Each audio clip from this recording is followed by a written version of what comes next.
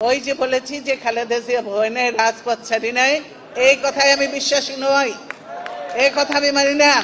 দীর্ঘ ৮ বছর পর আবারও আলোচনায় এসেছে বিএনপি চেয়ারপারসন বেগম খালেদা জিয়ার সেই বক্তব্য, যা তিনি ছাত্রদলের ৩৮তম প্রতিষ্ঠা বার্ষিকীতে দিয়েছিলেন। সেদিন বক্তব্য দিতে গিয়ে তিনি স্পষ্ট করে বলেছিলেন, খালেদা জিয়ার ভয় নাই, রাজপথ ছাড়ি নেই। এ ধরনের স্লোগান তিনি পছন্দ করেন না। তিনি ব্যাখ্যা দিয়ে বলেছিলেন, যখন সত্যিকারের প্রয়োজন ছিল তখন অনেক নেতাকে রাজপথে পাওয়া যায়নি, আবার অনেক নেতাকর্মীকেও খুঁজে পাওয়া যায়নি। তাই শুধু স্লোগানে শক্তি দেখানোর পরিবর্তে তিনি ছাত্রদলের কাছে সংখ্যার চেয়ে যোগ্য ও আদর্শবান কর্মী প্রত্যাশা করেছিলেন।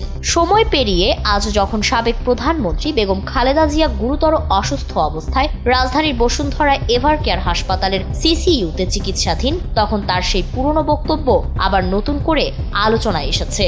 দলটির পক্ষ থেকে জানানো হয়েছে, দীর্ঘদিনের জটিল শারীরিক সমস্যার পাশাপাশি হঠাৎ শ্বাসকষ্ট ও সংক্রমণজনিত জটিলতায় তার অবস্থা সংকটাপন্ন হয়ে পড়েছে।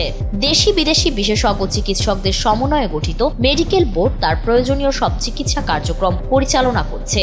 চেয়ারপারসনের শারীরিক সুস্থতার কামনায় শুক্রবার সারা দেশে দোয়া ও মুনাজাত কর্মসূচি পালন করেছে বাংলাদেশ জাতীয়তাবাদী দল বিএনপি। বিভিন্ন স্থানে নেতাকর্মীরা তার আরোগ্যের জন্য দোয়া করেছেন। নেতাকর্মী ও সাধারণ মানুষের এই দোয়া মুনাজাতের আবহে খালেদা জিয়ার সেই পুরনো বক্তব্য আবারও মনে করিয়ে দিচ্ছে দলের প্রতি তার প্রত্যাশা কেমন ছিল। সংকটের মুহূর্তে নেতাকর্মীদের দায়িত্ববোধ, রাজনৈতিক সততা ও মাঠের বাস্তবতা নিয়েই যেন নতুনভাবে ভাবতে বাধ্য করছে তার সেই কথা। ফারিন রহমান প্রীতি, এনপিবি।